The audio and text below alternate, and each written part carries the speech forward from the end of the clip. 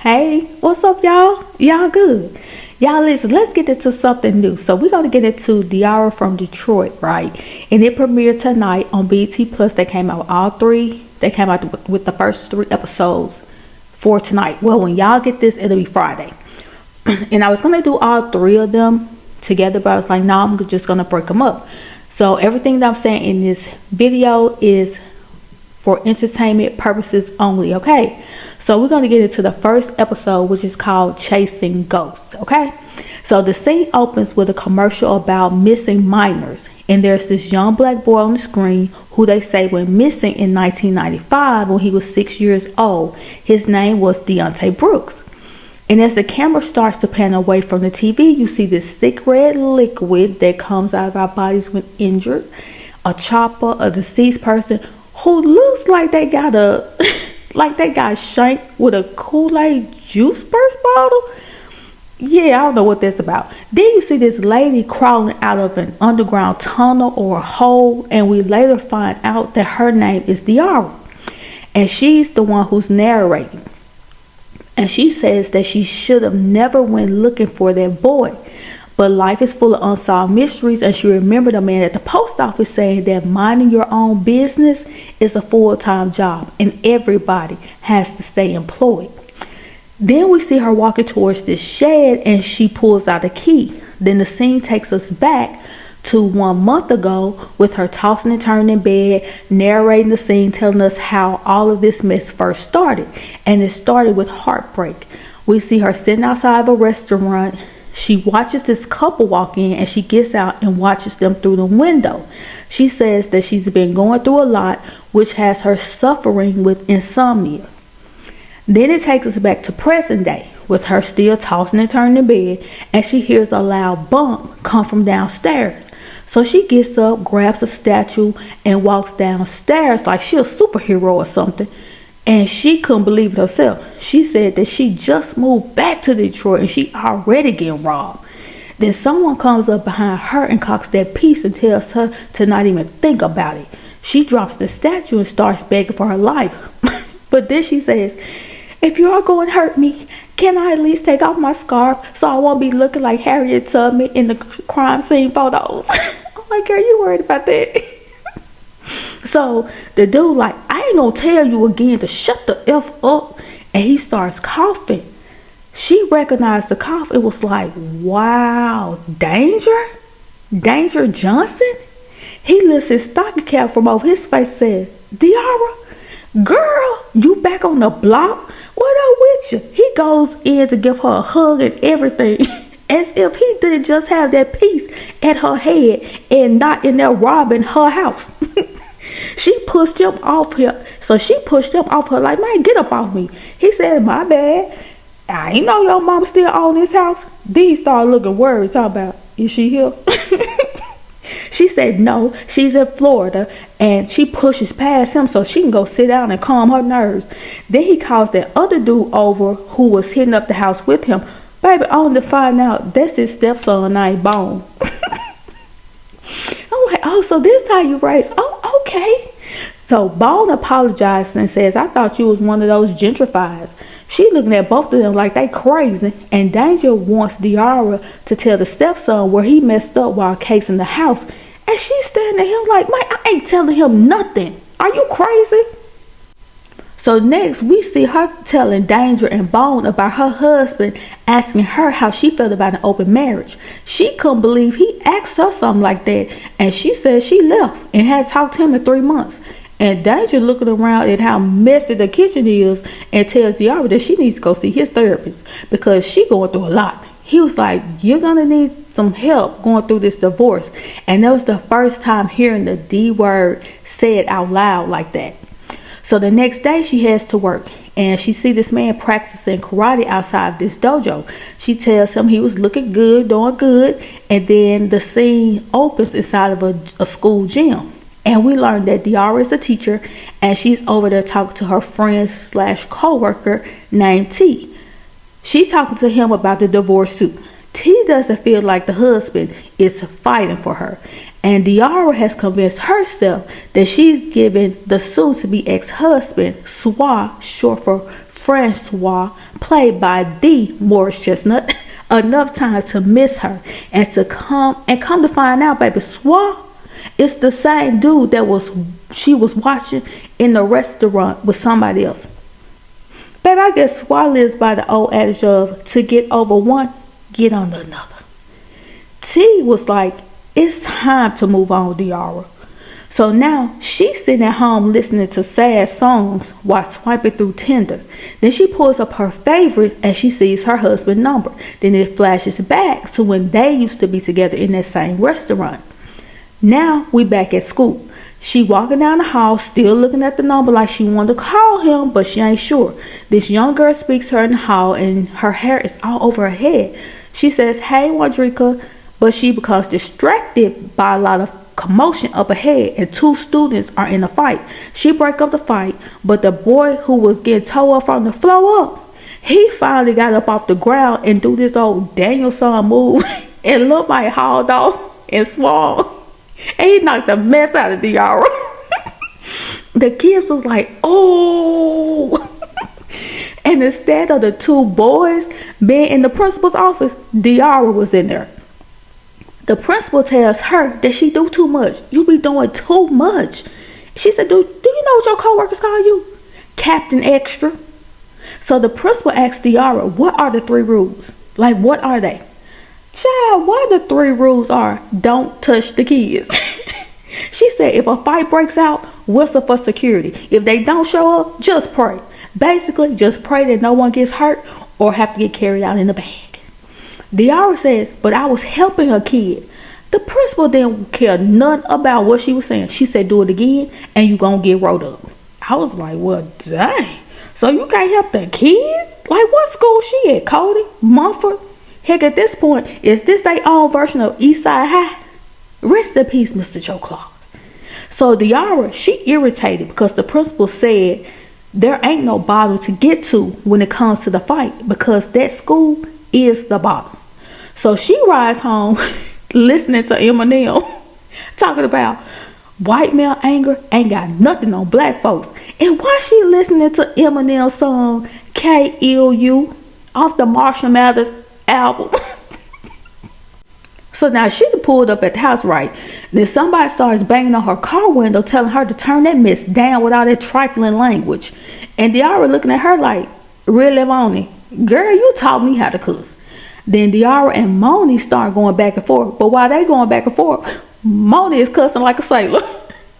And she told Diarra that Danger is going around telling folks how sloppy she keeping her house. So now Diarra in her feelings, she was just sitting there running what Moni said in her head. Then later on that night, she gets up and storms over to Danger's house, right? Just barge right in. Some dude opened the door. He don't know who she is. She done popped him upside the forehead and told him that he was in her class. He was like, oh, okay then. So she walked over there to Danger and tell him, not you breaking into my house and you going around talking mess about me to my frenemies. I was real calm with you. I even gave you cake. Now it's about 6 or 7 other dudes in there just looking and laughing. Diarra got mad and said, keep my name out your effing mouth. And she swings that statue and breaks the fish tank. Now all the dudes then jump back on the couch like, oh, they looking worried, like they think Danger gonna about to handle her. And Danger just looking at her like this girl done lost her mind. And Diarra just standing up there staring at all of them. And she looked down at the fish who looking up at them like, y'all ain't gonna give me up. Then she yells, somebody say the effing fish. Then she walk out like she just really put them in their place, right? And as she narrating the scene, she says that it was in that moment that she realized that she's a fighter and that she doesn't have to take anything lying down, not even divorce. Then she pulls up Tinder, swipes a couple of times, and lands on this guy named Chris, and they're a match. Danger comes outside to let her know she best be glad he in therapy, because he gonna let this one slide this time. But she bet not be letting that grapevine get her effed up. Next, we see Diarra texting Chris to see if he was hungry, and they meet up at the same restaurant that Swat likes to take his clients, and she was hoping that someone who knew him would see her out on a date and go back and tell Swat, thinking that that'll help to save her marriage and make Swat realize that he should fight for her. She sees Chris and says that he took her breath away. When they sit down, baby Diarra gets straight to the questions. When was your last 3-letter test that started with an H? How many kids do you have? What's your signs? Rising sign, sun sign, all the signs, baby. And Chris was like, well, dang, what else you want, my tax returns? So Diarra says, let's pretend this is our third date. Like we got all the get to know you stuff out of the way. And then they flash forward to them having adult time. But it also flashed back to the present with them still having a conversation. So it's a back and forth, flash back, flash present. And they still having a conversation over dinner. And Chris asked Diarra what made her click on his picture. And she said that it was his eyes. They seemed familiar, as if she's seen them before. And he says, you have. And she looked confused. And he says, our first 2 dates, remember, he was joking with her. Because she said, let's pretend like this is our third date. So Chris put that tail to sleep, baby. And she renamed this mic in her phone as Ambien. So the next day, she goes to tell her friend Aja about her night. And she told Aja that she is deeply in like with him. And Aja said, oh God, Jesus will. Diarra gonna say, so did I. When I came, I sounded like Minnie Riperton. La la la la la. La la la. I'm like, y'all are some fools, man. Aja says you lose too much power going Minnie Riperton after the first date. And Diarra let her know it's been 5 dates and we're seeing each other again tonight. Dinner and a movie. Aja said he sounds like an AXE and Diarra says that he did say he lived on the east side. And Aja's like I said, MDR. Diarra said that she doesn't have the best sociopath radar since marrying Aja's cousin, who is Swat. Next, we go to the scene where Diarra is waiting for Chris/Ambien. You could tell she's been waiting on him for a minute because when she texted him, her text was like CPT? ? Then she texts, everything okay? ? And the text messages were nice at first. Baby, then it went to hello, WTF. Then it went to really, ninja. And then she called him, but there was no answer. And his mailbox was full. So we get to the next scene. She at work and she's braiding Wandrika's hair while having a conversation with T about Chris not showing up. And she asked him if he thinks she should call the police. And he was like, cause he ghosted you? The young girl, Wandrika, was like, that's textbook ghosting, Miss D. T says, he in the wind, baby. But Diarra don't feel that way. So she convinced T and Aja to go stake out Chris's place with her by sitting at the restaurant that he said he lived across the street from. Diarra is going on and on about her speculations. She tells them about some guy following her and Chris when they left the restaurant. And T and Aja like, who gonna tell her? And they, tell her like, you in denial. You were only supposed to use Chris to get over Swat. But look at you. Just saying. So the next day, she comes home from a wine purchase and drops the bottle when she gets out of the car. She was like, shit. And Moni, who was outside having a snowball fight with her family, says, girl, stop all that cussing. And Diarra yells back almost in tears, I'm sorry. And Moni's husband tells her, go check on your girl. Like, just do the right thing. Go check on her. So Moni tells her, I know you're going through a lot. And divorce is hard. But girl, you got to be like J-Lo. Because every time J-Lo divorced the dude, she got finer. Diarra told Moni that she met a fine dude, but he left her when she was down. And Moni don't like dudes like that. Diarra let her know that she remembered. Because she wasn't going to forget that time Moni beat up some boy for her. And the old boy came back apologizing. And this is like an aha moment for Diarra, who feels like maybe if she just got an apology from Chris, she'd be able to get over him.